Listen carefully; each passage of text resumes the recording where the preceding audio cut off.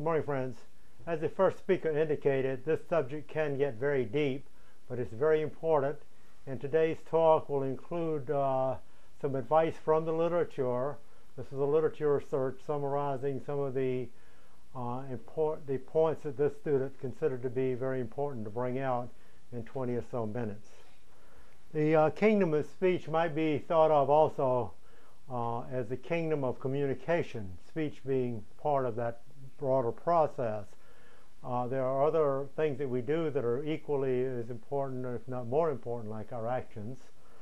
And so we need to keep that in mind, and also the importance of silence and so forth, and the idea that we are here to make a difference, and we are, despite the importance of speech and the idea of keeping things in perspective, we need to try our best on a day-to-day basis to speak and communicate and make mistakes and fall down and so forth and keep going. So keeping that in mind, we'll proceed with the summary that this student has prepared.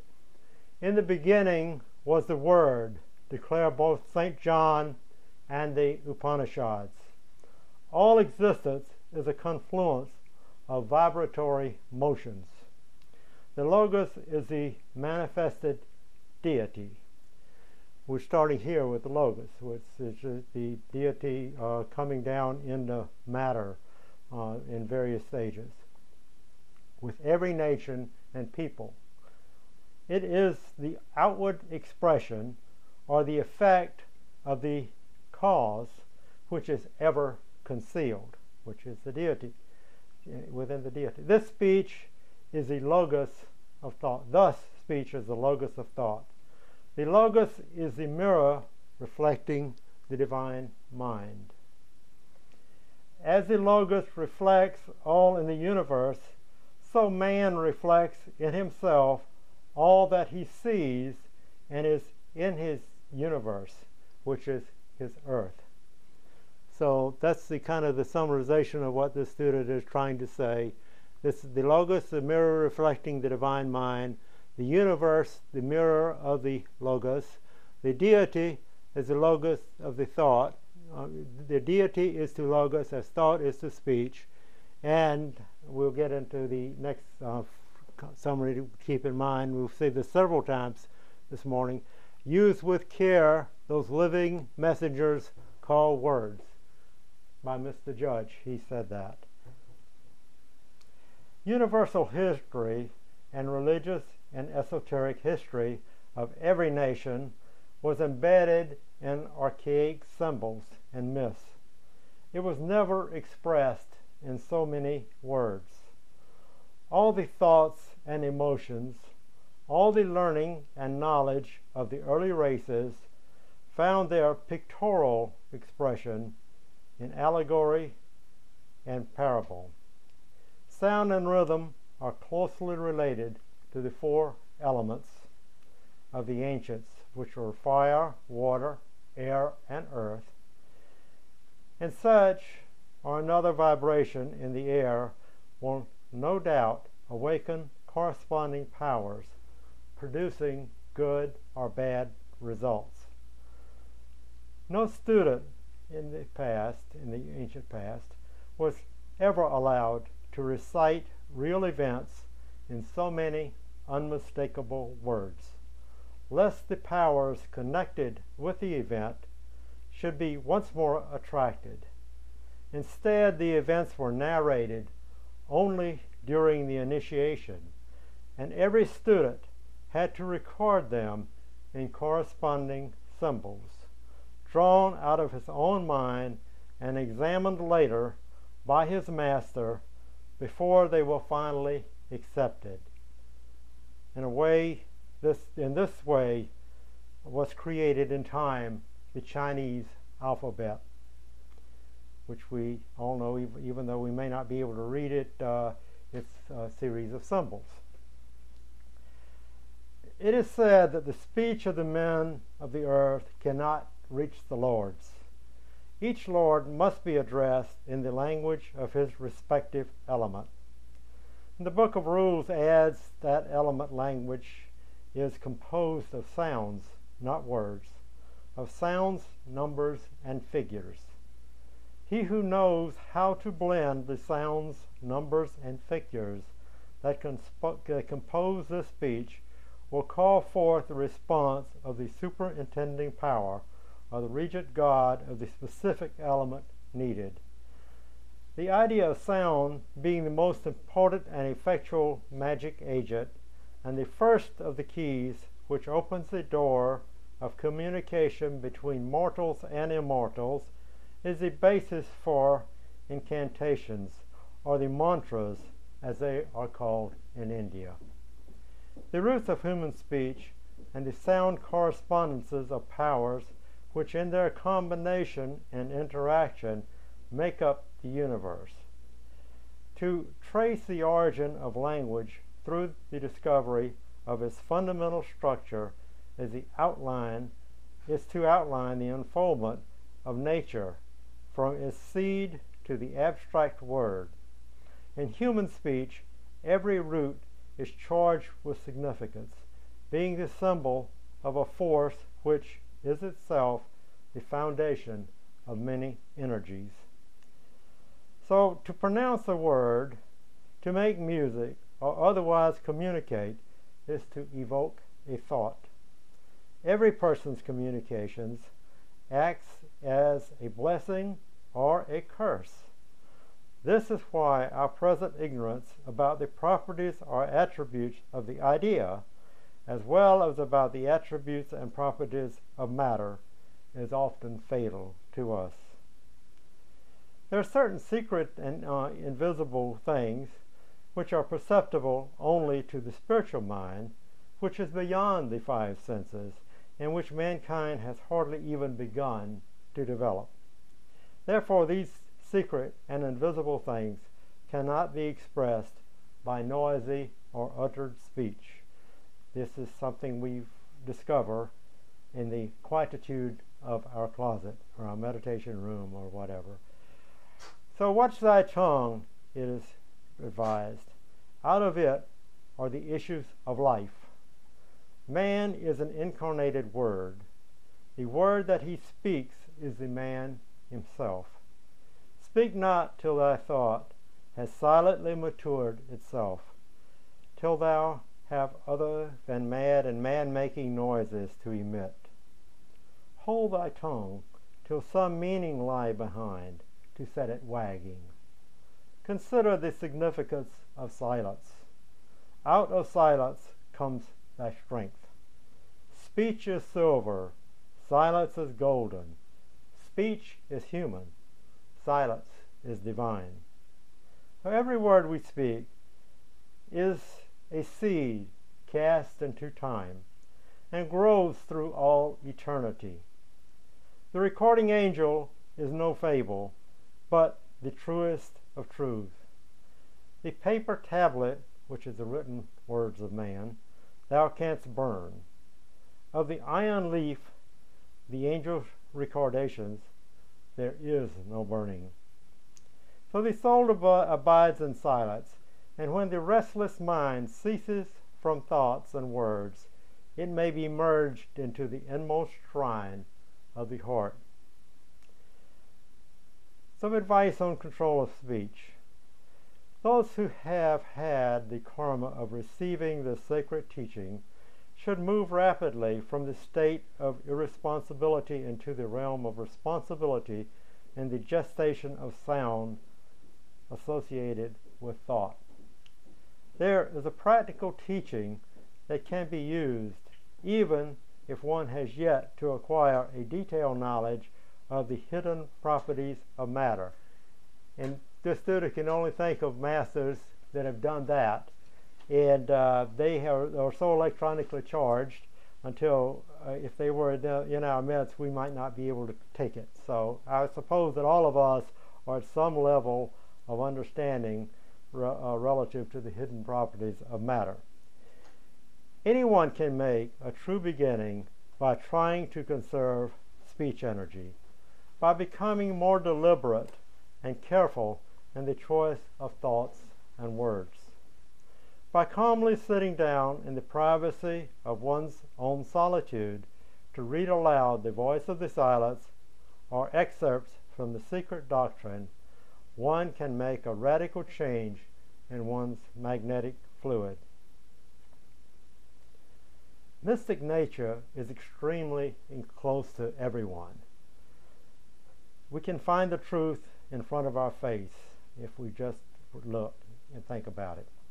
So this mystic nature flows in and through the human form. This can be seen as soon as one investigates the pressure points of one's hands and feet, gently and lovingly, but also with firmness and courage. Suddenly one will discover that there are many knots throughout the body causing people to fall ill.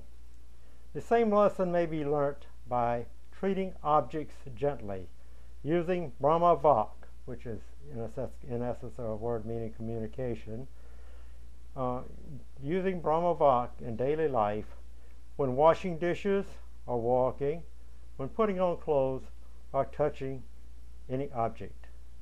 Dad always said, "What you do speaks so loud that I can't hear a thing you say." So in essence, that's what Dad was saying, is what the advice is in this teaching. If one does not learn harmonious and gentle action in the sphere of daily duties, which are the ABCs of Theosophia, one will never become even remotely able to understand the mysteries. Above all, one must learn harmony in speech, for sound is a leading attribute of Akasha-Vach. So confusion in thought arises from wrong use of words, whether deliberate or through ignorance. A common human error is that as a result of bad training, Plato said in his 7th epistle, he said this, a common human error is that as a result of bad training, we are not even accustomed to look for the real essence of anything, but are satisfied to accept what confronts us in the phenomenal presentations. Plato lays the greatest stress on the importance of motive in the quest for truth. Words are things.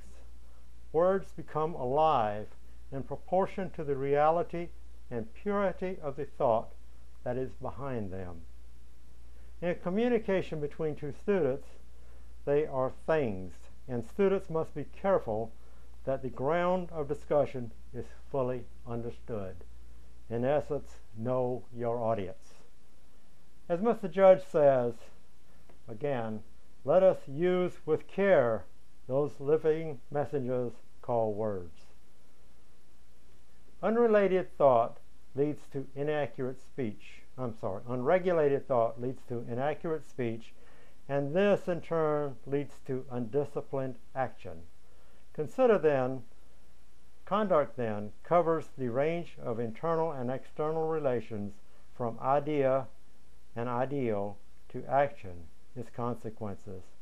We attribute habits of mind and habits of body to heredity and environment, whereas they represent memory in the lives, as Theosophy calls them, of which the atoms, molecules, cells, and organs of the body represent the combinations and interactions. These lives did not begin, nor do they cease, with our use of them. From their use, these lives acquire characteristics not native to them, in the same way that we acquire characteristics from our fellow man and from the rest of nature. In the time, these imbibed traits are more or less assimilated, that is, unified with the inherent nature of the elementals, which we know only imperfectly as the elements. When unified, they constitute the forms of memory we know as the forces of nature or laws of nature. The form of memory, the habits we acquire, is called instinct. HPB calls it the spiritual unity of the five senses. Spiritual? Yes, if instinct is spiritual, then there is something spiritual in all nature. When we study the operations of nature in any field, we are really studying the various languages. The two words recollection and remembrance describe memory. Our memory recollection issues forth habits of body, mind, or soul. These habits are rarely harmonious. If we listen to the body, mind and soul are harassed. If we listen to the mind, soul or body suffers. If we try to obey the voice of conscience, then mind and body rebel. So every person is at war within himself. Every family, every tribe, every nation, every kingdom is at war, each with the other. So refinement of mind produces refinement of speech. Refinement in speech induces refinement of mind. The way to control speech is to think of the probable effect of what one is about to say. This ensures deliberation, and the speech carries with it the force of the intention. The deliberation takes no appreciable time in practice, only a glance at effects. If in any one thing control is difficult, begin with the purpose of control in mind and stop at the first indication that control is being lost. In the laws of Manu, we find that speech is regarded as the most difficult of all acts to control. To control speech, there is required regular and persistent effort. The rule of speech in Manu is given as, let him say what is true. Let him say what is useful.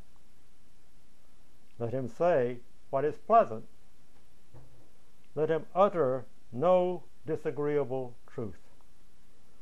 Let him utter no agreeable falsehood. So control of thought and speech is an essential ingredient of soul etiquette and spiritual discrimination. It represents good taste at the highest level. As Plato suggested in the allegory of the cave, one should strive to use wisely one's eyes and ears, and above all, one's tongue, so that one is acutely conscious of every available opportunity to give a forward impulse of human evolution, to human evolution.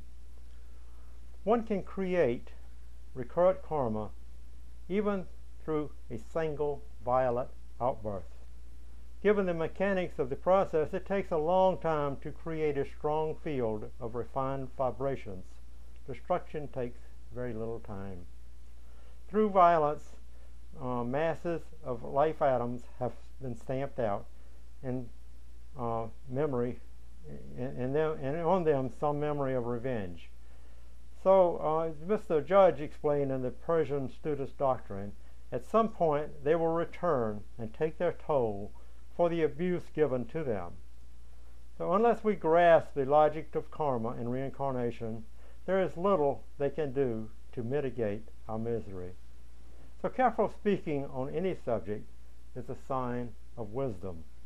In speech is reflected all that goes into thinking. A sage has so carefully controlled his own thought and speech that nothing can upset his balance. So we need to stay in balance at all times. That's a tough job. So by our thought, speech, and action, we show forth the noble warrior within. Such is the task of the theosophist in this age of Kali Yuga. Music is an aspect of sound and speech.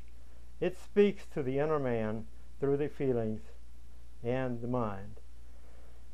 So I guess this music we have, some of this music we have these days is something all of us need to think about in terms of listening to, in terms of if we're composing the words we use and the sounds we make as we make music. The importance of right speech is emphasized in Isis Unveiled. It says, a curse, a blessing, a vow, a desire, an idle thought can each assume a visible shape and so manifest itself objectively to the eyes of the author or to him that it concerns. every sin becomes incarnated, and like an avenging fiend, persecutes its perpetrator. Right speech is one step in the direction of eliminating worldly evils. Right speech is not offending or harming in the least to any creature in the world. One must assiduously practice the arcane teaching of the Bourbon by consciously choosing and assuming full responsibility for one's thought currents. One must learn to direct one's attention to what one deliberately intends to sublime themes that elevate the mind to daily exercises in spiritual alchemy. Is that really the purpose of meditation? Sounds to this student like it is. Sacred language cannot be properly enunciated if one inserts into it a sense of the separative I. The karma manasic I has to vacate its false authority within the human being so that the immortal individuality may affirm spiritual truths. Without relinquishing the petty personal concerns, conscious immortality is impossible. If one is going to speak compassionately, not compulsively, one must consider before speaking how one's words may be relevant or beneficial to another. We must know our audience. Please or thank you must be said sincerely, not automatically. Favors must be asked kindly. By a smile, by a word, or by silent exemplification alone, one may remain centered, giving off therapeutic vibrations.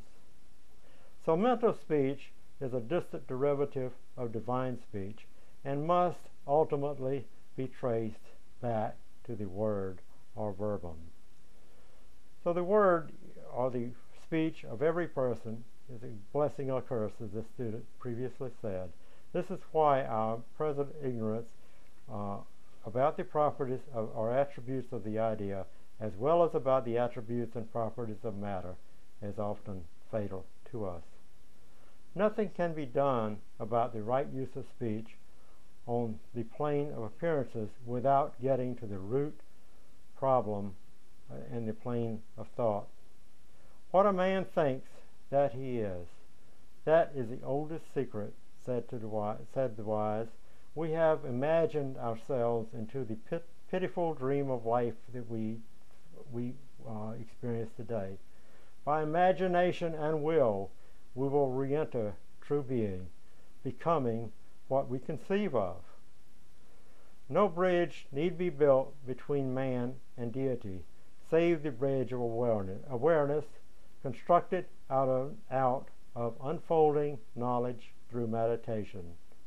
The blessed privilege accessible to every human being is to become self-consciously aware of the ceaseless vibration that comes from the soundless sound. Thank you for your attention, and we will entertain any comments, questions, thoughts from the audience. First question. Could you please pick up the mic? The end of it, down on the chair there. Thank you. Okay, you mentioned the importance of speech. I was wondering if you could talk about the importance of silence in relation to speech. Silence is extremely important, because that's what I mean. In the solitude of your home, in your meditation room, or whatever, that's where you really imbibe your soul. So if you really got nothing to say, rather than chit chat and chatter, silence is divine. Well, the student just said it in the talk. Silence is divine. It's golden. So they're both important. We need to try to communicate to others. Sometimes we actually communicate a lot by our silence. So Other students may wish to add something to that, which pass Tunjai the mic.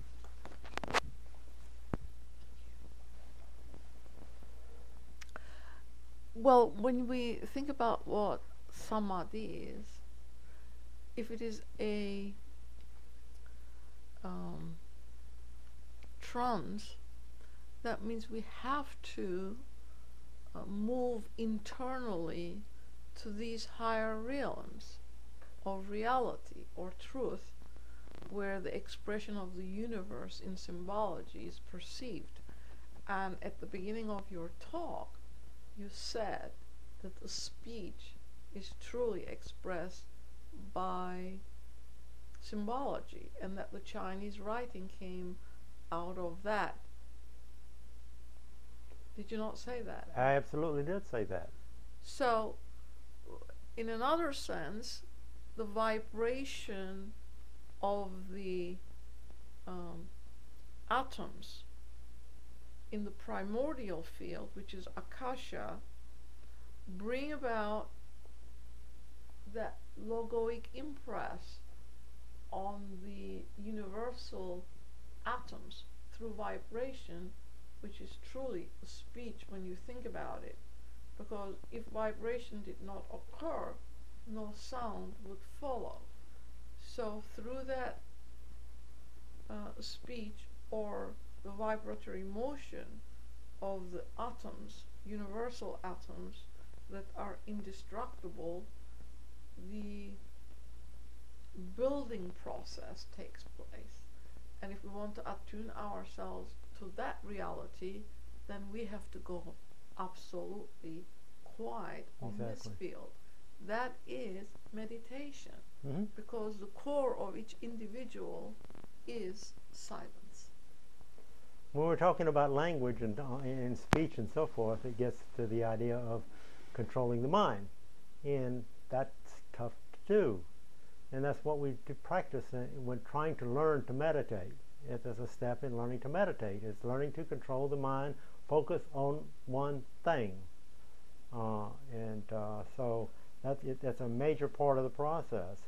And in terms of the communication, it said that words of human chit-chat cannot reach the gods. It's got to be purposeful. It's got to be in their language, etc., which really gets into this student understands it, symbols and so forth, rather than the words as we speak them in English. Sandra? Yes, speaking of symbols and the topic of discussion today, I've read a very interesting interpretation of a word to listen of Chinese hieroglyphic. And it had the ear, it had eyes, and it had heart. And the explanation was that to listen means to have open to the sound of the other person, to see the other person, and to also have an open heart to the other person. So listening is a critical part of communication. If you just try to do a one-way path either way, it's not very effective. It's important to hear what the other has to say. It's important to keep that in mind as you speak. So yeah. The heart light is there too. It's really very important. to be open. Exactly. Heart light. The heart open. Yeah, the eyes, the ears, and the heart. You've got to do all of that. You've got the heart is key, because that's where what assimilates the information in a compassionate way, in a meaningful way. Could you please have the mic? But we're also told that the inner self communicates through symbology. Exactly. It's not through sound or words, but symbology. So if you're being shown something, then you also have to figure out what it really means. So you have to learn the language of the soul, is what they're getting at. It says we have to get away from just the robotic type things of saying something. Yes, the chants of the mantras are important, but how far do they go if you're not thinking about what you're doing or what you're saying? This mindless stuff that goes on, believe in God. What in the world does that mean? You have to think about all of the steps in the process.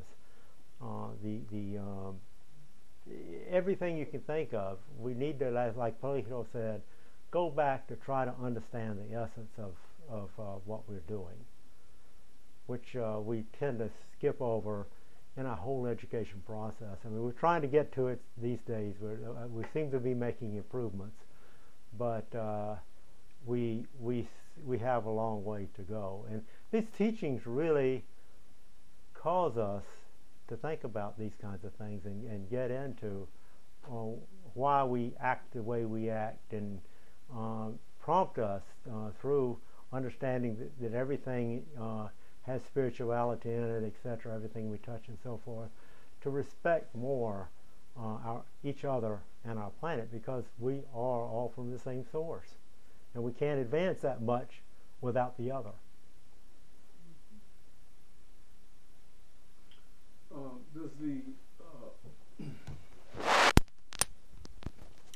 Does the individual gain any particular power when the thoughts, words, and actions are consistent or conform with each other? Harmonious. Yeah. Absolutely. Harmony implies something positive. I mean, our thoughts, words, and actions could be in a harmful way, but this student is taking your question to mean thoughts, words, and actions trying to achieve a goal for the betterment of all. And absolutely, when you get them all together, you come across as genuine. And when you come across as genuine, people pay attention to you. And if then you've got something important to say, and it vibrates throughout. Not only necessarily the human kingdom either. We wouldn't stop it there. The elements and so forth, as we were talking about it, we're made up of cells, etc., etc. Everything is affected, and it uplifts all. So, am I to gather from what you summarized today that somehow speech is a reflection of a power in Absolutely. in the universe? Well, can you expound on that? I don't know if I can expound that much on it. Well, but the writings point definitely in that direction. Speech is very powerful. Well, I was thinking about it in terms of what you have on the board, and the logos you're saying is a mirror reflection of the divine mind, and that the mirror of the logos is the universe. So now that that logos is to me represents force. Absolutely, that's what speech represents. Yeah. And so that force represents power, spiritual power, however you want to call it, whatever you want to call it. Now, so speech is for us as human beings, assuming that we're the ones who speak, opposed to other kingdoms, is really tied to the divinity in us, in terms of that root divine substance that's reflected in the logos.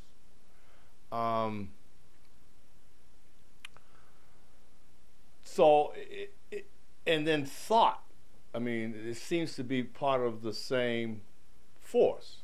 Exactly. Thought. Thought Being also precedes speech. Precedes speech. And it's interesting that you have the deity is to logos as thought is to speech, which, and you correct me if I'm misinterpreting or misunderstanding this, is that the deity, which would be divine, the divine mind, yes, comes before the logos as thought precedes our speech. The deity shoots forth a spark, which results in the logos, and and it moves on down to the evolvement of the universe, etc., and all therein. Okay, and it's in that divine mind, whichever is. Now, our thought we have to get control over, because it really precedes all of our communication. It precedes our facial expressions and all of that other stuff. You know, the words we say, our understanding of where the other person is coming from. There's no need to cast your pearls among swine, it said. So you need to, I mean, that's the negative side of it. It means the same thing. Know your audience.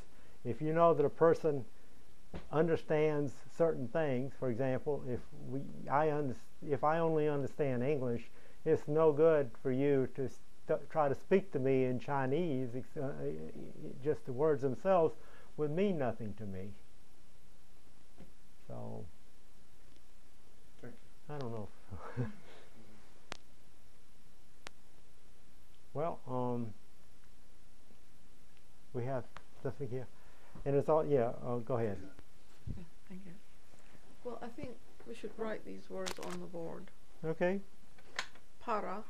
P-A-R-A. Yes.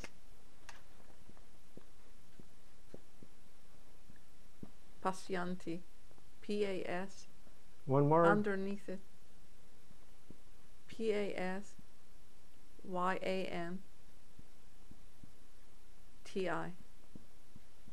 Madhyama. M-A-D-H-A-M-A.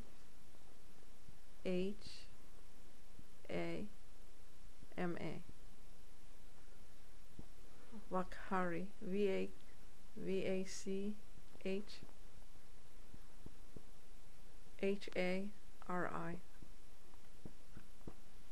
Those are the 4 different aspects of speech. The para aspects comes from para Brahm. Pasyanti is the light that goes into that circle. Madhyama is the light that comes out of it. And the Akasha-Vach is what we utter. And HPB says that is why our speech is divine, because it comes from the core of the logoic center that sends that first ray, which is a vibration really. And that ray is the divine mind imprinting the whole manvantaric program onto Akasha. So if we truly want to live in the spirit, these are the realms that we have to go to.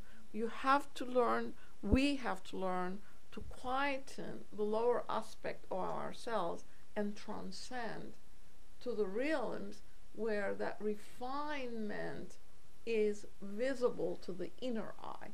So HPB and Mr. Judge, while they were in the 19th century movement, they tried their very, very best in all of these writings left for us to read and learn from, to also cultivate in us that power, which is the third eye, or its activation again, because it is dormant in most of us, and that third eye is very necessary to the understanding of these writings.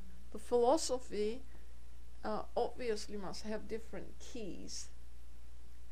Since everything is in septenaries, it's not just the written word. He tells us that we have to read between the words to understand it.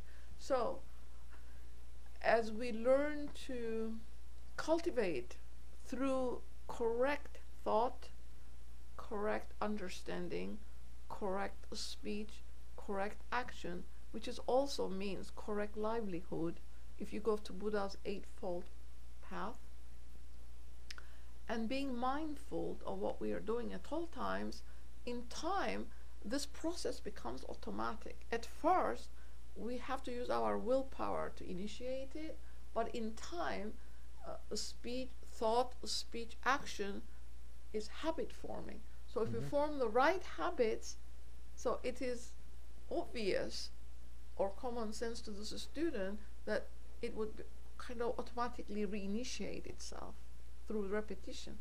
So at first it's very difficult, but I'm positive that in time it becomes easier. It becomes instinct. Aren't you saying that? Yes. Because what is instinct? What is an automatic reaction? Animals have instinct. We've lost some of our instinct through the reasoning process to the point where we are still training ourselves to add that factor into our automatic reactions, and we don't necessarily, and it's advisable not to automatically react until we think through the process. Once we have, master that exercise, then it's instinct. Instinct is direct perception. Direct perception, exactly. Instinct. And this student also was reading in this age of Kali Yuga, just the language we speak, which is English. It's a merchants and trading language. Yes. This is Sanskrit, which is a spiritual language. Language of and the is gods. a language of the gods. And that is a special challenge for us. And HPV and Mr. Judge tried. They dealt in English, and they dealt in Sanskrit, trying to translate Sanskrit into English. And Sanskrit has so many meanings. That's a very special, difficult thing to do. But they interjected the Sanskrit. They did. You have to actually study the meanings of these words in Sanskrit to get to more essence, and they're encouraging us to do that. Because those words are the ones that activate those centers in us, whether it be the heart or the brain. I'm sure they have correlative centers in the human body, and those, once activated, then gives us access to the higher fields. But there's no need to get discouraged as far as this student can see, because this is a process each one of us have to go through. There's just no escaping the work we have to do. We were the ones that closed the third eye. We were the ones that enabled ourselves to lose the direct perception. So who else is going to activate it? Each one has to activate it. But it becomes the responsibility of every student to help the other, so that we all move forward in the same direction together as a united force. Speaking of discouragement and all that, the idea of Kali Yuga, we can actually advance better, faster in Kali Yuga, because there are so many opportunities, challenges, and I don't think of them. I try not to think of them as stuff that gets in the way. These are opportunities for us to make a difference. These, if you're in the golden age, if you're fat and happy, if you will, you're not going to do as well.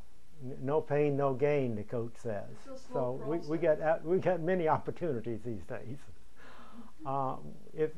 Did you have another thought? No, absolutely. Well, you're making a judgment, which others may not make. Of course I'm making it. But if you think you've said enough, and if there are any more questions or comments, we will close and have a discussion, have a little snack, and then in this afternoon go into a group discussion on the end of the Bhagavad Gita, chapter 18. Thank you for joining us. And next week is what? What's next week's talk? I'm sorry, can you read that? I can't read that. Next week. Consciousness and sleep. Consciousness and sleep. Please join us then. Thank you. Interesting.